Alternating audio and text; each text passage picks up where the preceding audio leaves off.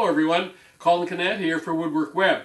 Today I'm going to take you on an adventure. We're going out of the workshop, up into the forest. We're going to find some spalted wood. A friend of mine was up cutting firewood and he discovered this place where there was some wood laying on the ground that had been there for quite a while. He brought a couple of pieces home for me to look at because he thought I might be interested, and sure enough, it's spalted wood. Let me show you what that looks like. This is what spalted wood looks like, and this is just part of a piece of firewood actually that's been cut into planks, and I've just cut it down so that you can see. It's actually been drying for a few days, so it's pretty dry now too. And that's what it looks like. As you get closer to the outside of the log, you can start seeing where the fungi that creates all of this, you can see the lines that it creates in there, and it's just beautiful wood. Now you can also tell on the outside of a log when you cut into it, because the outside of a log will have this kind of marking in it, and you can see when you split it the kinds of things that you don't normally see inside of a log. So that's what we're going looking for. Spalting occurs when the tree or the wood is not allowed to dry out and the fungi get into it and can stay into it and sort of network up and down. It's the first process of rot of a log or of wood. So you have to be careful with it because you don't want to use it for structural kinds of things. But I even have a map. He told me where to go, but he even gave us a quick map to tell us where to go. So let's get out in the forest and see if we can find some of this spalted wood.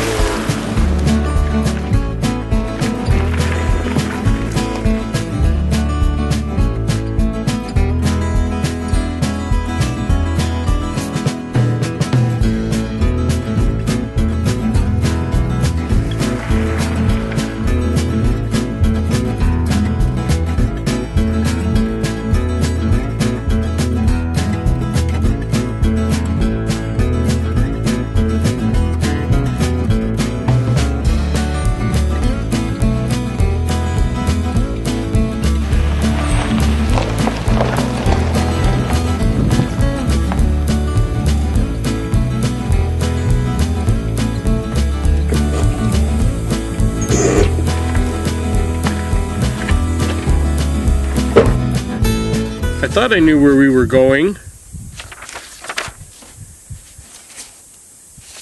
Well, we'll go down this other road. Well, it looks like I finally found the place. If you look around, you'll be able to see that there's sawdust around here. So people have been cutting firewood here. They usually don't like this because it can be a bit punky. And I don't know why this wood has been left here. There's a few logs, small logs that have been left here for some reason. They've been here for quite a while, but if you look closely, and I'll show you a close-up of this, you can see the end of this log has got some spalting in it, so that's exactly what we're looking for. Spalting is basically a form of rot because the fungus has gone into it, and we never really know what we're going to get until we get it home and get it dried. It may not be suitable, it may just work fine. Now, I should also tell you, I can't just come out here willy-nilly and take whatever I want. I've actually got a permit to do this. It's only $20, but it's only good for a day. It's basically a firewood permit because what I'm taking could be classified as firewood, maybe long firewood, 4 foot, a few 4-foot chunks. I'm not allowed to cut down any trees. I'm not allowed to disturb anything that's close to a river or a stream. So the whole thing is done, obviously with the environment in mind, because we want to continue to preserve all of these forests and to keep recycling them because they are a renewable resource.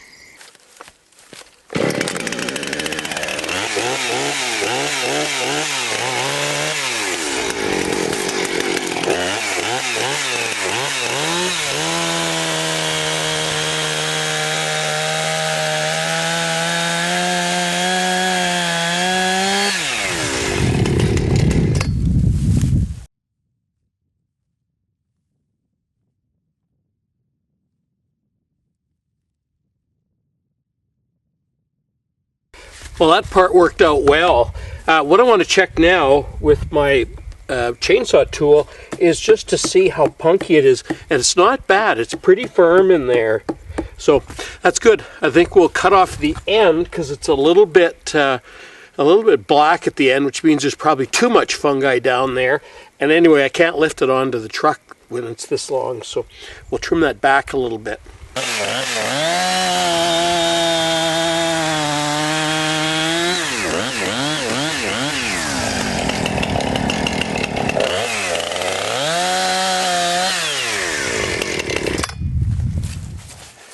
I see there's another one here that's off the ground as well, so let's try that one too.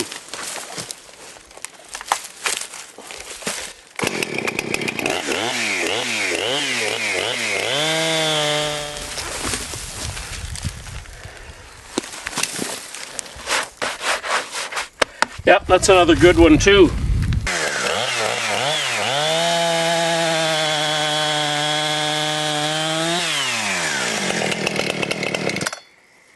I've got three very nice, bigger than I expected, three very nice sized logs spalted from one end to the other. So what I need to do now is get them back to the shop. We need to coat the ends because I want them to dry out really slowly, and we'll see what they're looking like in a few weeks or at least a couple months before we really start sawing into them. So let's head back to the workshop.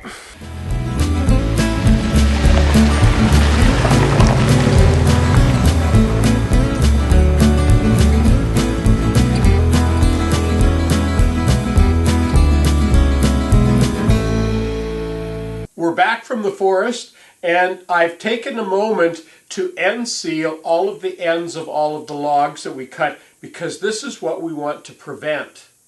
Here's a perfect example of why logs can crack, and that's because the moisture leaves the end grain quicker than it leaves the edge grain. And when it leaves the edge grain too quickly, the lumber cracks. But let me explain to you how that works. So if we look at the end of a log, just like the one we have here, in the center of all logs there's something called heartwood.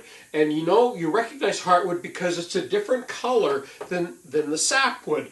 So this is the sapwood. This is the part of the tree where the moisture is going up and down from the roots to the leaves. The heartwood is dead. It does nothing. It only supports the tree. But here's what happens. The heartwood always has a much lower moisture content than the sapwood, because the sapwood is carrying the moisture. So what happens when the tree starts to dry out, when this area here, which is 40%, tries to shrink around the area that's only 20%, 20% is not going to shrink that much more.